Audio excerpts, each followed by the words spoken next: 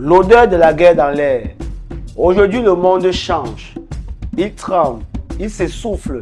Les grandes puissances s'affrontent, se regardent, les nerfs tendus. Aujourd'hui, les regards sont rivés vers Israël, qui affronte son voisin direct, l'Iran. La Turquie, la Chine, la Russie, les États-Unis, tous se sont prononcés. Et pendant ce temps, l'Afrique regarde, elle observe, elle subit, elle n'a pas son mot à dire.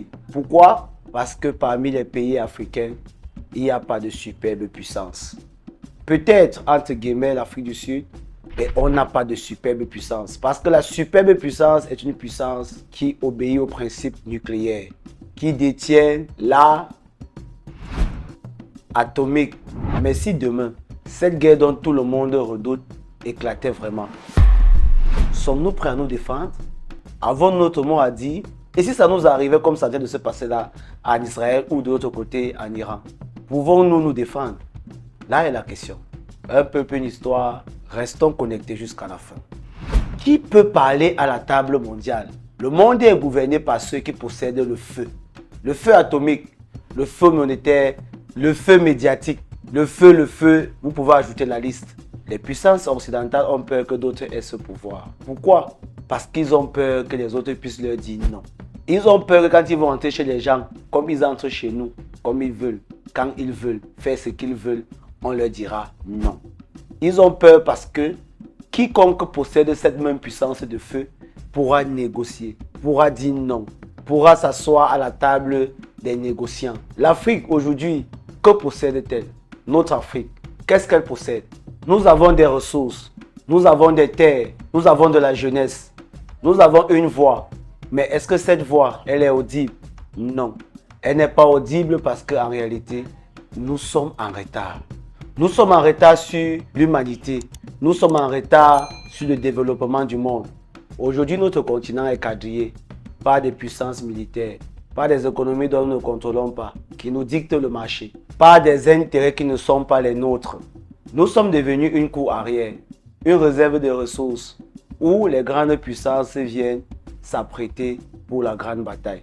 Un tampon où on va dire un no man's land où les géants s'apprêtent ou se préparent à s'affronter. Mais où est notre voix?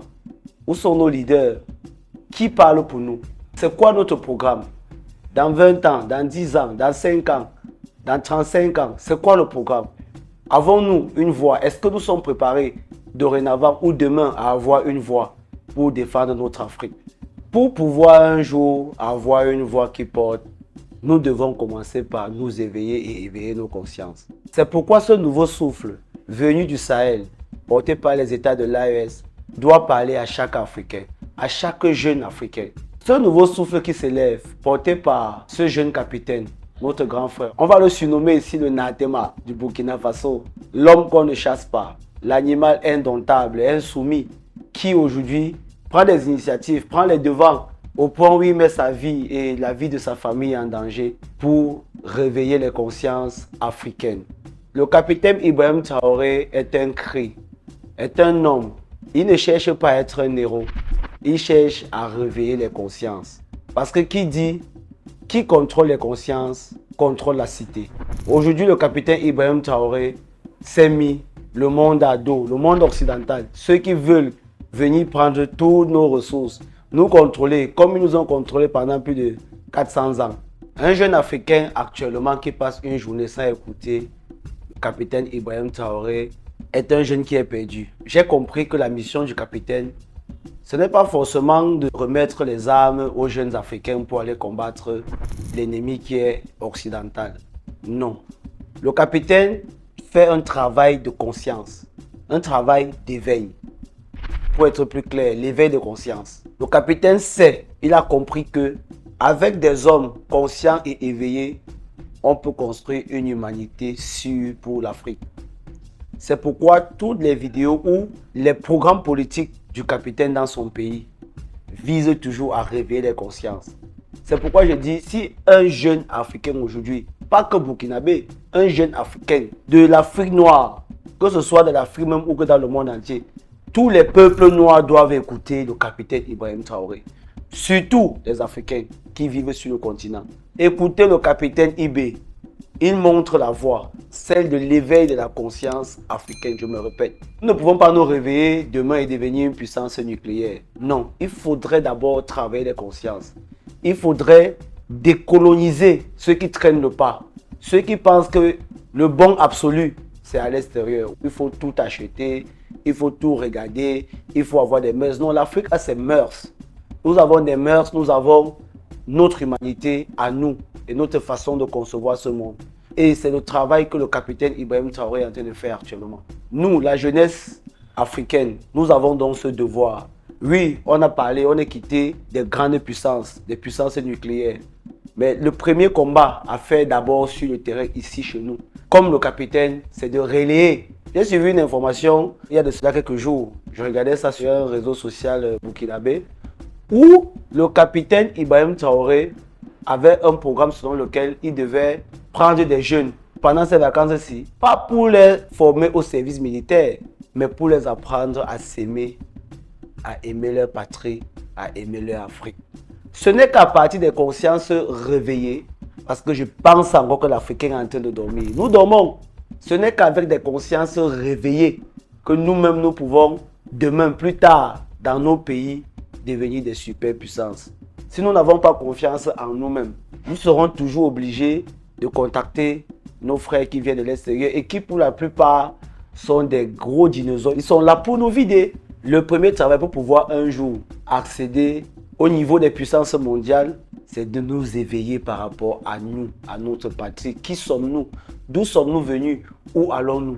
Je dis toujours, un peuple sans mémoire est un peuple qui n'a pas d'avenir. Aimons-nous, et la meilleure façon de nous aimer, c'est d'apprendre à nous connaître, c'est d'aller fouiller. À travers cette chaîne, nous allons faire le tour de l'Afrique. Nous allons faire le tour de nos pays, de nos villages, de nos rues, de nos traditions, de nos cultures.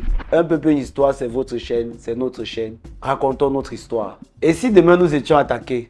Et si demain une tombait ici? Et si demain, il fallait choisir entre résister et s'éteindre? Sommes-nous prêts?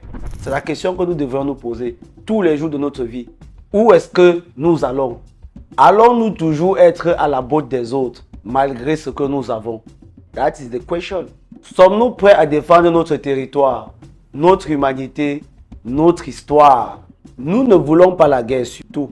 Nous ne voulons pas la guerre. Mais nous devons être prêts, si cela arrive, à l'éviter ou à se défendre en tant que peuple. Car la troisième guerre, si jamais déclenchée, ne va pas connaître qui est faible, parce que le faible n'aura pas où s'abriter. Il va falloir se battre, se défendre. Mais est-ce que nous avons des ressources pour cela? Nous ne pouvons que subir. Alors, réveillons nos consciences, réveillons-nous. Accompagnons les initiatives comme celle du capitaine. Dans nos familles, dans nos communautés, éveillons les gens, réveillons les esprits, réveillons-nous Africains. Réveillons-nous. Parce qu'il dit, un peuple réveillé, même dans la guerre, ne peut pas s'éteindre. Un peuple, une histoire, c'est votre chaîne qui est là pour raconter les histoires des peuples noirs. Un peuple qui n'a pas de mémoire n'a pas de futur. Restons connectés. Prenons-nous à la prochaine vidéo. Oh oh.